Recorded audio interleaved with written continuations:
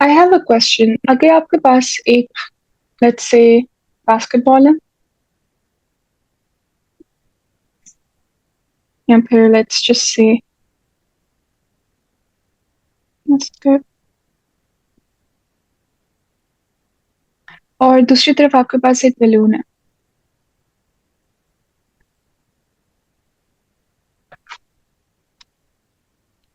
If you drop these two things from the same height in real life, तो पहले कौन ground को hit करेगा? मैम एयर में। Basketball. Yes, in air. Basketball. That's right. Basketball will hit the ground first. लेकिन अगर हम free fall की बात करें तो दोनों objects will hit the ground at the same time, and I'll explain how that happens. Free fall होता क्या है? Free fall वो केस होता है, वो सिनेरियो या सिचुएशन होती है जब आपके ऑब्जेक्ट पर there is only one force acting. Okay, आपके ऑब्जेक्ट पर सिर्फ एक फोर्स एक्ट कर रही होती है, और वो फोर्स कौन सी होती है? Gravity. So the definition of free fall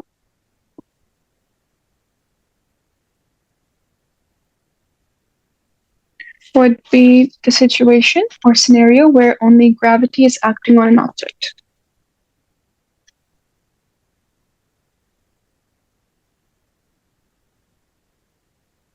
Only gravity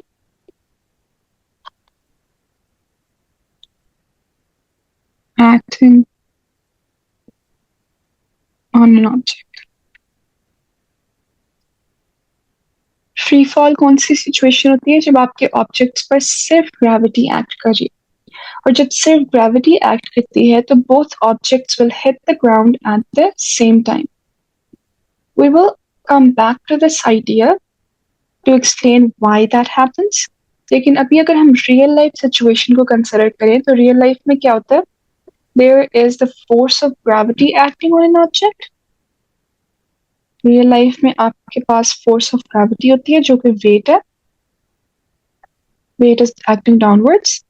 लेकिन at the same time there is a counter force acting on the object which is air resistance.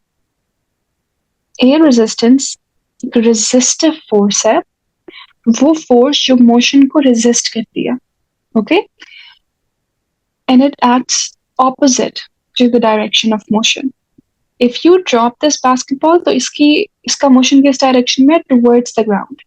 तो एयर रेजिस्टेंस की डायरेक्शन क्या होगी? ऑपोजिट टू दैट मोशन, यानी कि upwards. So I am gonna right air resistance here, और यहां पर भी you have air resistance. Okay, ma'am air resistance से काउंटर फोर्स क्यों है?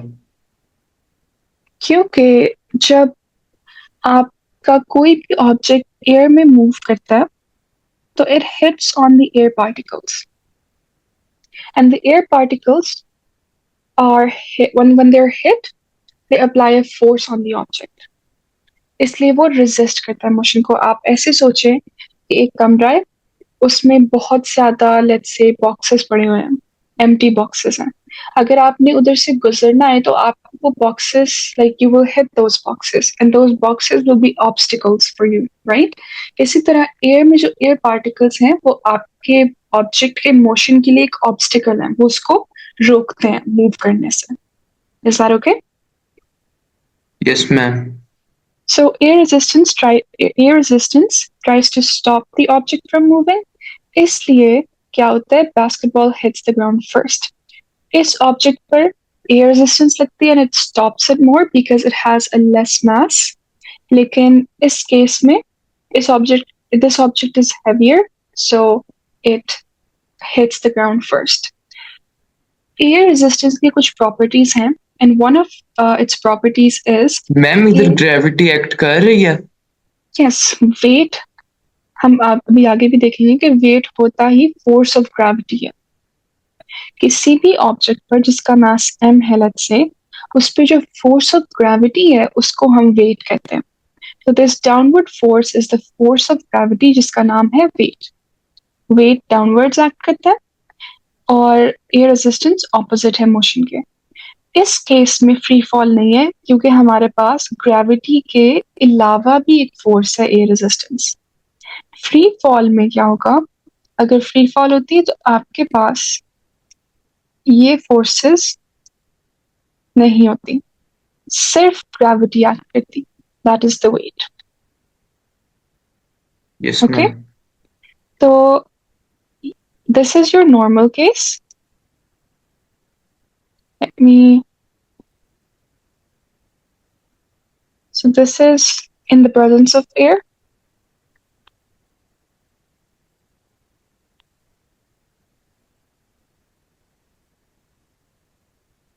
So this happens in the presence of air. और free fall में क्या होता है, only gravity is acting on an object. Now let's see कि अगर air resistance ना होती तो क्या होता और क्यों होता। So I'll just copy this here.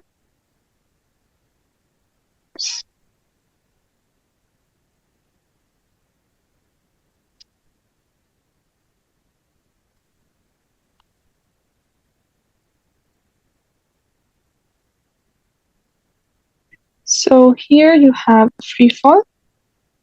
तो यहाँ पे क्या हो रहा है, let's see.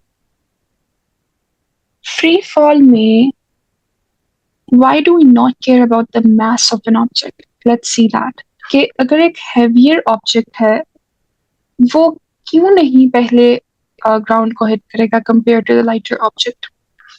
आपको वो फॉर्मूला याद है कि रिजल्टेंट फोर्स किसके इक्वल होती है, मास के और एक्सेलरेशन के। Okay, right. Yes, ma'am. और वेट का फॉर्मूला होता है एम जी। वेट क्या है, ये फोर्स ऑफ ग्रेविटी। एम तो एम है, हमें पता है मास। और ए क्या है, a is your acceleration of free fall, in this case g. Gravity की वजह से जो ऑब्जेक्ट की एक्सेलरेशन है वो क्या है, जी। ठीक है, ग्रेविटी की वजह से ऑब्जेक्ट जो स्पीड अप हो रहा है वो क्या है, जी। अगर मैं इन दोनों इक्वेशंस को इक्वल रख दूं इस तरह कि एफ और डब्ल्यू क्योंकि इक्वल है तो मैं इस तरह इन दोनों को इक्वेट कर देती हूँ कि M A is equal to M G, right. यहां तक ठीक है MA is equal to MG. जी, क्योंकि मैंने क्या किया, F is equal to weight. यहाँ पर आपको पता चल रहा है ना कि F is equal to weight, तो मैंने एफ वाला part M A is equal to M G कर दिया। मैम एक्सेलरेशन ग्रेविटी के इक्वल कैसे है? मैं आपको वही दिखाने लगी थी कि हमने ये न्यूटन का सेकंड लॉ भी पढ़ना है डिटेल में, लेकिन आपको फॉर्मूला का पता है कि रिजल्टेंट फोर्स किसके इक्वल होती है, मास के और एक्सेलरेशन के। तो हमें ये इक्वेशन एक पता है और दूसरी इक्वेशन हमें पता है वेट का फॉर्मूला, जो कि आगे भी हम देखेंगे एक दफा दोबारा। वो क्या होता है, weight is equal to mass into acceleration of free fall. अब हमने ये फिगर आउट करना था कि एक्सेलरेशन ऑफ फ्री फॉल इन दोनों ऑब्जेक्ट्स की सेम क्यों है। उसके लिए मैंने क्या किया, मैंने इस फॉर्मूला को इस फॉर्मूला के इक्वल कर दिया। और मैंने ऐसा क्यों किया, क्योंकि वेट एक फोर्स है, weight is force of gravity, इसलिए मैं वेट को इस फोर्स के फॉर्मूला के इक्वल कर सकती हूँ। वेट क्या है, एक फोर्स है, तो मैं इस फोर्स को ये फॉर्मूला यूज करूं या ये फॉर्मूला यूज करूं, एक ही बात है। तो मैंने क्या किया, इस फोर्स को किसके इक्वल कर दिया, वेट के। यहां तक पहली बात समझ आ गई कि मैंने फोर्स को वेट के इक्वल किया, क्यों, क्योंकि वेट खुद एक फोर्स है। किसकी फोर्स, ग्रेविटी की फोर्स। ग्रेविटी ऑब्जेक्ट्स को ग्राउंड की तरफ खींचती है। तो ग्रेविटी क्या करती है, ऑब्जेक्ट्स पे एक फोर्स लगाती है, forcing them to be pulled towards the ground. और फोर्स का फॉर्मूला है एम ए। तो पहली बात आप मुझे ये बताएं, आपको ये क्लियर हो गया कि वेट एक फोर्स है। Yes ma'am. यस पहली मैम। बात जी, पहली बात ये है कि वेट एक फोर्स है। दूसरी बात ये है कि वेट का फॉर्मूला है mg और फोर्स का फॉर्मूला है ma। अगर मैंने फोर्स को वेट के इक्वल कर दिया तो मैं ये फोर्स का फॉर्मूला ma को mg के इक्वल कर सकती हूँ। Yes, ma'am. Now, if you look at both sides, I can cancel these m's. m cancel हो गया और a किसके इक्वल हो गया, g के। यानी कि ये जो g है ये एक्सेलरेशन है और ये मास पे डिपेंड नहीं करती। Okay, both of these objects will be accelerated at the same rate towards the ground। वो एक्सेलरेशन ऑफ फ्री फॉल एक एक्सेलरेशन है और वो मास पे डिपेंड नहीं करती। Is that clear? Okay. Ma'am ये एक्सेलरेशन ग्रेविटेशनल पुल की वजह से हुई है। हाँ जी। Yes ma'am. ओके राइट, पहला फ्री फॉल का हमें क्लियर हो गया कि in the absence of air resistance all objects fall with the same acceleration और इसको हम कहते हैं acceleration of free fall। और इसकी वैल्यू क्या होती है, 9.81। g की वैल्यू है 9.81 और क्योंकि ये एक्सेलरेशन है इसका यूनिट होगा मीटर्स पर सेकंड स्क्वायर। ओके, इसका मतलब ये है कि कोई भी ऑब्जेक्ट जब फॉल करता है तो उसकी वेलोसिटी 9.8 मीटर्स पर सेकंड के रेट से इंक्रीज हो। हर सेकंड उसकी वेलोसिटी कितनी बढ़ेगी, 9.8 मीटर्स पर सेकंड। मैं सिर्फ एक्सेलरेशन की डेफिनेशन को एक्सपैंड कर रही हूँ यहाँ पे समझाने के लिए। इस जी की एक और भी टर्म है जो हम इस्तेमाल करते हैं। एक तो हम इसको एक्सेलरेशन ऑफ फ्री फॉल कहते हैं और दूसरा हम इसको कहते हैं ग्रेविटेशनल फील्ड स्ट्रेंथ। सो इसके दो नाम हैं, एक है acceleration of free fall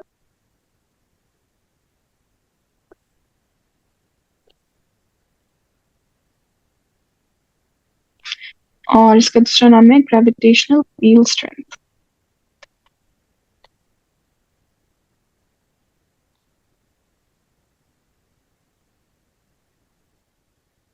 yes ma'am.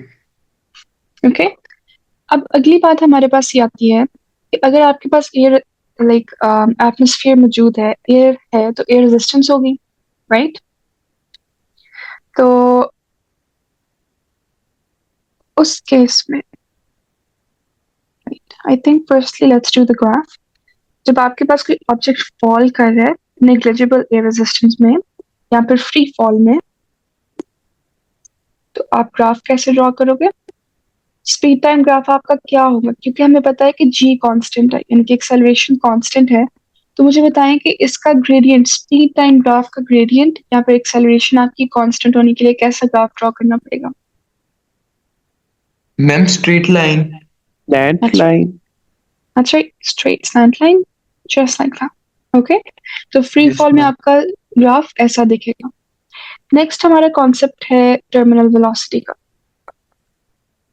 Terminal velocity को समझने के लिए आप एक सिनेरियो इमेजिन करें कि आपके पास कोई ऑब्जेक्ट है और लेट्स से आप एक बहुत टॉल बिल्डिंग पर हैं, ठीक है, लेकिन आपकी ना टर्मिनल वेलोसिटी रीच करने के लिए आपने याद रखना कि हाइट बहुत ज्यादा होनी चाहिए। तो let's say you are at the tallest building in the world और वहां से आपने एक बॉल ड्रॉप किया। जब आपने बॉल अभी ड्रॉप किया तो उस पर सिर्फ वेट एक्ट कर रहा होगा at that very instant, right? क्योंकि अभी बॉल की मूवमेंट स्टार्ट नहीं हुई तो एयर रेजिस्टेंस भी नहीं मौजूद। एयर रेजिस्टेंस कब होती है? जैसे जैसे ऑब्जेक्ट की स्पीड बढ़ती जाती है एयर रेजिस्टेंस उतनी ज्यादा होती जाती है। ओके, तो इस इंस्टेंट पर अभी आपने अपने आपके हाथ से जब बॉल अभी छूटा है ना, उस वक्त से वेट एक्ट कर रहा है उस पर। उसके बाद कुछ देर बाद अब लेट्स से बॉल यहाँ पर पहुंच के थोड़ा नीचे आ गया हुआ है, बॉल ने काफी ज्यादा डिस्टेंस कवर कर लिया। तो उस पे अब जब बॉल ने डिस्टेंस कवर करना स्टार्ट किया, उसकी स्पीड तेज होनी शुरू हुई है, तो उस पे एक काउंटर फोर्स एक्ट करना शुरू कर दिया, air resistance. I'm gonna use little f for that, okay? ये रेजिस्टेंस एक्ट करना शुरू करिए। कुछ देर बाद जैसे जैसे बॉल की स्पीड ज्यादा होती जाएगी, ये रेजिस्टेंस क्या होती जाएगी? ज्यादा होती जाएगी। ये रेजिस्टेंस तब तक ज्यादा होती जाएगी जब तक वो वेट के इक्वल नहीं हो जाती। So I am gonna use this exact arrow ताकि लेंथ सेम हो, और जस्ट लाइक दैट। ये रेजिस्टेंस कब तक ज्यादा होती जाएगी? जब तक वो वेट के इक्वल नहीं हो जाती। अब आप देखिए कि डाउनवर्ड फोर्स W है, अपवर्ड फोर्स F है, दोनों इक्वल है, तो नेट फोर्स इस पे कितनी है? 0. 0, क्योंकि आपके पास मैम W, नेट फोर्स क्या है? नेट फोर्स है रिजल्टेंट फोर्स, ओवरऑल फोर्स। सोचिए कि एक इंसान है, वो इधर इसको इधर खींच रहे हैं और दूसरा उधर उस तरफ खींच रहा है, दोनों इक्वल फोर्स अप्लाई कर रहे हैं, तो टोटल फोर्स कितनी हो जाएगी ऑब्जेक्ट पे? 0। So net force equals 0। वो सिनेरियो या वो वेलोसिटी जब नेट फोर्स एक ऑब्जेक्ट पर 0 हो, उसको हम कहते हैं terminal velocity. I'll just write the definition of it now. Ma'am अब ये बॉल जमीन पे नहीं लैंड करेगी? It will land. बॉल तो मूव कर रहा है ना, it will keep on moving. Ma'am इसलिए जो पैराग्लाइडर्स होते हैं वो एक सर्टेन पॉइंट पे वो एयर में फ्लोट करते हैं। फ्लोट किस तरह? यानी मतलब एक दिखने में लगता है कि वो मूव नहीं कर रहे। हाँ जी जी, वो स्टिल हो जाते हैं। Yes, that's right. इस वजह से, because they've reached terminal velocity, so it looks like they're stationary, but they're actually moving. अगर कोई दूर से देख रहा होगा उसको तो गिरता हुआ नजर आ रहा होगा, लेकिन if two people are um, right next to each other paragliding, in that case they will both see each other as kind of stationary. Okay, तो terminal velocity क्या होती है? Velocity, that velocity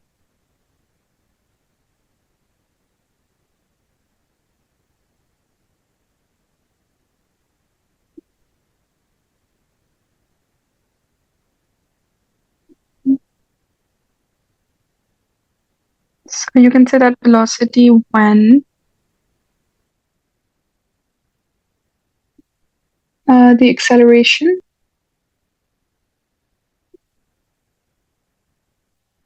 of an object in free fall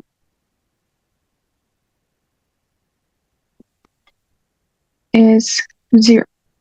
अब जब इस पे net force 0 है तो इसकी एक्सेलरेशन भी 0 होगी। क्यों? क्योंकि F equals ma, net force F equals mass तो ऑब्जेक्ट का वही रहेगा, एक्सेलरेशन 0 है, m into 0 is 0, so your net force is 0, right? Net force 0 है, हमें ये पता है, right? नेट फोर्स कब 0 हो सकती है? सिर्फ उस केस में 0 हो सकती है जब एक्सेलरेशन 0 हुई, क्योंकि मास की वैल्यू तो वही रहेगी, और दो नंबर्स का प्रोडक्ट 0 सिर्फ तब आता है जब आपका एक नंबर दोनों में से 0। मास तो 0 नहीं हो सकता, तो अगर नेट फोर्स 0 है तो it's a must that acceleration was 0। तो आपके पास वो वेलोसिटी जब आपके ऑब्जेक्ट की एक्सेलरेशन 0 हो, that is called terminal velocity. Is that clear? Yes ma'am. Okay, अगर हमने ग्राफ ड्रॉ करना हो इस जर्नी का जो ऊपर बनाई है, so we can draw it like that.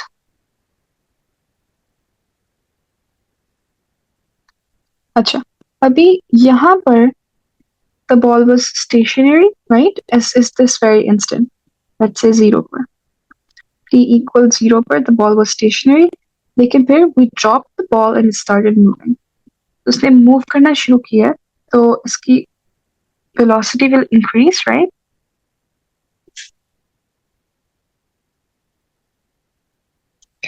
फिर क्या हुआ? आहिस्ता आहिस्ता रेजिस्टेंस ने एक्ट करना शुरू कर दिया और रेजिस्टेंस इंक्रीज हो रही है। जैसे जैसे रेजिस्टेंस इंक्रीज हो रही है तो वो जो बॉल की वेलोसिटी है, it's also decreasing. the rate at which the velocity is increasing is decreasing. In other terms, acceleration उसकी आहिस्ता आहिस्ता किधर जा रही है, जीरो हो रही है. शुरू में बॉल की वेलोसिटी इंक्रीज हुई और through out the journey ball की वेलोसिटी इंक्रीज होगी. सो ये मैंने ग्राफ के एक्सिस में लिखा है, this is your speed time या वेलोसिटी जर्नी ग्राफ. यहाँ पर क्या हो रहा है कि शुरू में जो this ball it's accelerating, right, इसकी एक्सेलरेशन हो रही है, फिर आहिस्ता आहिस्ता एक्सेलरेशन किधर जा रही है, जीरो की तरफ. तो जीरो अचानक तो जीरो नहीं हो जाएगी ना, क्योंकि हमें पता है कि स्पीड टाइम ग्राफ का ग्रेडियंट आपको एक्सेलरेशन शो करता है. तो इंक्रीजिंग एक्सेलरेशन हम कैसे शो करेंगे कि वो एक्सेलरेट हुआ, राइट, फिर उसकी एक्सेलरेशन जीरो की तरफ चली गई, राइट, फिर क्या हुआ, that's pretty much it. So in the start the ball accelerated, Aahista Aahista उसकी एक्सेलरेशन कम हुई और जीरो हो गई. Does that make sense?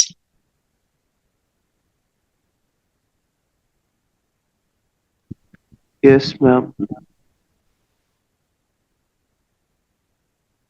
Like that, and then it went to zero, just like ball accelerated first, फिर उसकी acceleration कम हुई और zero हो गई. And this horizontal line shows acceleration of zero. और यहाँ पर जो velocity है, ये this velocity or speed at this point, yeah, this is your terminal velocity.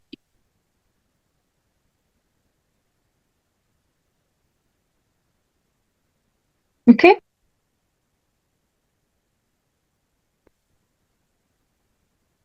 Any confusion here? Ma'am ये स्ट्रेट Yes. लाइन है, ये टर्मिनल वेलोसिटी है. जब ग्राफ ने स्ट्रेट लाइन जहां पर रीच की, उधर जो वेलोसिटी होगी, that is your terminal velocity. Ma'am हमेशा इस जर्नी एक्सेलरेशन जीरो होगी और टर्मिनल वेलोसिटी को रिप्रेजेंट करेगा. जी, हमेशा आपके स्पीड टाइम ग्राफ का ग्रेडियंट आपको एक्सेलरेशन देगा, और हमें पता है हॉरिजॉन्टल लाइन का ग्रेडियंट जीरो होता है.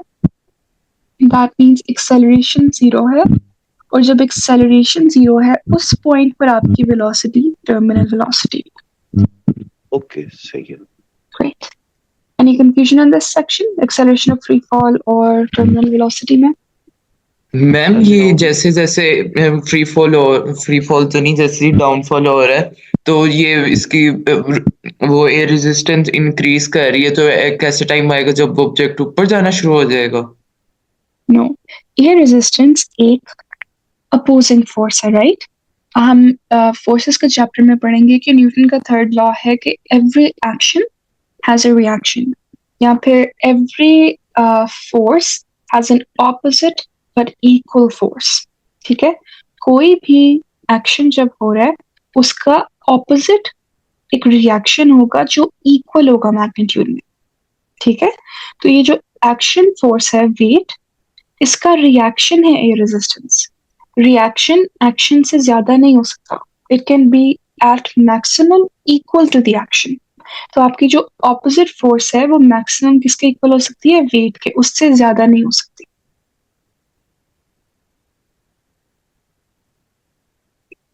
यस मैम, और जब ये वो होगा वेट के इक्वल, तो फिर वो कांस्टेंट हो जाएगी इसकी.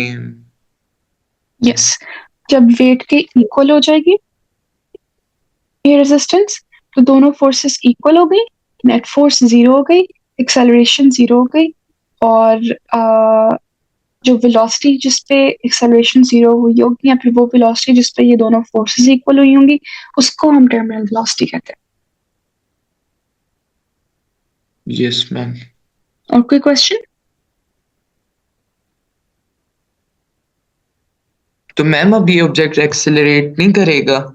नहीं, ये ऑब्जेक्ट अपनी उसी वेलोसिटी पर, like it will fall down. इसकी वेलोसिटी उससे ज्यादा नहीं होगी, एक्सेलरेट नहीं होगा. Yes ma'am. Okay, perfect.